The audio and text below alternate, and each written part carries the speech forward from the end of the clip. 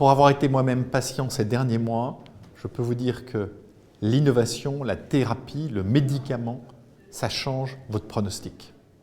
Il faut continuer à investir, à accueillir l'innovation en France. Ce n'est pas le médicament qui coûte cher, c'est la maladie. Les décisions qu'on prend aujourd'hui en termes de trajectoire des besoins de santé et des médicaments et de conditions pour la filière, c'est ça qui va définir la disponibilité à long terme pour les patients des solutions médicamenteuses, innovantes et matures. Il faut absolument maintenir ce dispositif d'accès précoce en France. Investir dans le médicament, ce n'est pas un coût, c'est se préoccuper des meilleurs traitements pour les patients français. Depuis quelques mois, nous voyons un contexte géopolitique extrêmement tendu et est en train de se mettre en place à l'échelle mondiale une géopolitique du médicament. Aujourd'hui, plus que jamais, l'heure de la souveraineté sanitaire a sonné.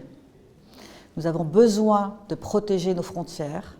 Nous avons aussi besoin de protéger la santé des Français. Il y a donc urgence à ce que l'Europe, face au bloc américain, au bloc chinois, prenne position.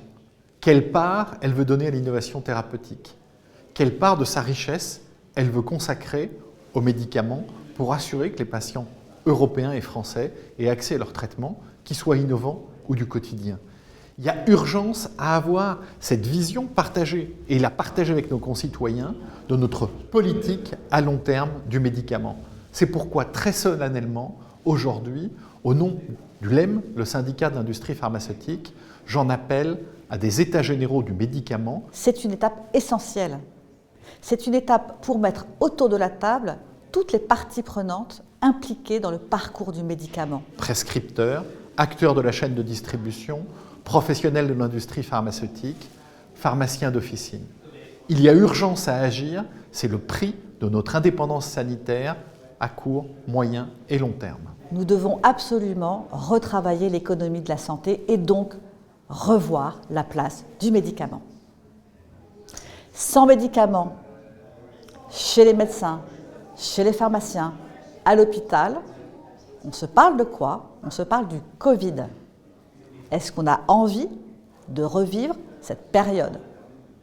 Nous n'avons pas envie de voir une France qui se déclasse et des Français moins bien soignés que dans d'autres pays du monde. Le vœu que je formule, c'est que cette dynamique du progrès thérapeutique qu'on a vu sur les dernières années, absolument remarquable, nous permette d'aller encore plus loin demain, parce que toutes les maladies neurodégénératives, Alzheimer, Charcot, on n'a pas de solution, pas encore suffisamment efficace. Et il y a beaucoup de cancers qu'on n'arrive pas encore à traiter, même si on a fait des progrès fantastiques. Les maladies cardiovasculaires, plein de maladies rares qui aujourd'hui sont diagnostiquées, sont identifiées. On a encore besoin de solutions, on a encore besoin de recherche. Et je fais le vœu que toutes ces innovations arrivent en France demain. Alors on a un mécanisme qui est très particulier, qui est une fierté, qui s'appelle l'accès précoce, qui permet dans certains cas, s'il y a une innovation majeure et qu'il n'y a pas d'alternative thérapeutique et qu'il y a urgence à se traiter, de pouvoir les mettre à disposition. Et aujourd'hui, on veut réformer cet accès précoce pour le limiter, ce qui est absolument un paradoxe total par rapport à l'accès des patients. L'accès précoce, oui, c'est un dispositif à préserver parce que ça vient d'une co-construction entre industriels, administration, patients, professionnels de santé, parce que cela permet de transformer la vie des patients avant la mise sur le marché et tout au long de la négociation de prix, et parce que c'est vraiment un facteur très important dans la vie de ces patients français. Chaque année, des milliers de patients bénéficient de ces traitements alors qu'ils sont en impasse thérapeutique pour des maladies graves. Cet accès dérogatoire permet aux patients français de ne pas être les derniers servis en Europe, mais de bénéficier les premiers de ces innovations. Je voudrais tordre le cou à cette idée que cela coûte trop cher à la collectivité. Premièrement, parce que nous devons payer à la fin de la négociation l'écart entre le prix de l'accès précoce et le prix net négocié, que nous payons des remises au fil de l'eau.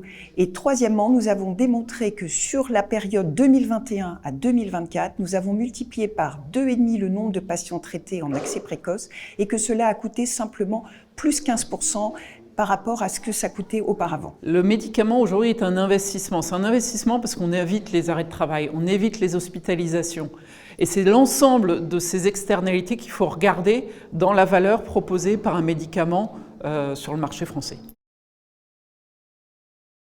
Aujourd'hui, il y a à peu près 40% des molécules qui sont validées en termes de bénéfices-risques en Europe, qui ne sont pas disponibles en France, alors que l'Italie, l'Espagne et l'Allemagne sont bien meilleurs sur l'accès aux médicaments innovants en Europe. Le point qui est très important maintenant, là où il faut se focaliser, c'est qu'est-ce qu'on peut faire. Aujourd'hui, on est dans un moment pivot de notre secteur. Pourquoi ? Il y a les équilibres internationaux qui sont en train de se réécrire.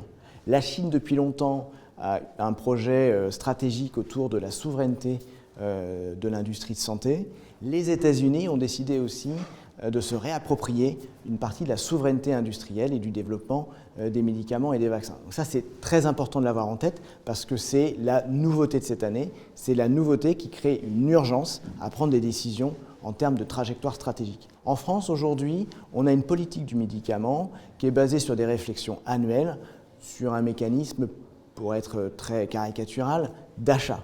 On a besoin d'avoir une prise en compte de tous les éléments de la filière, de la recherche, au développement, à la production, dans la prise en compte d'une stratégie pluriannuelle pour répondre aux besoins de santé qui sont croissants des Français. Ce déclassement de la France en termes d'accès à l'innovation, ce n'est pas une fatalité, on peut le changer. C'est des décisions qu'il faut prendre, mais pour ça, il faut que les différentes administrations et les ministères sortent de leur silo et qu'on ait une vraie construction à long terme d'une France et d'une Europe fortes en santé.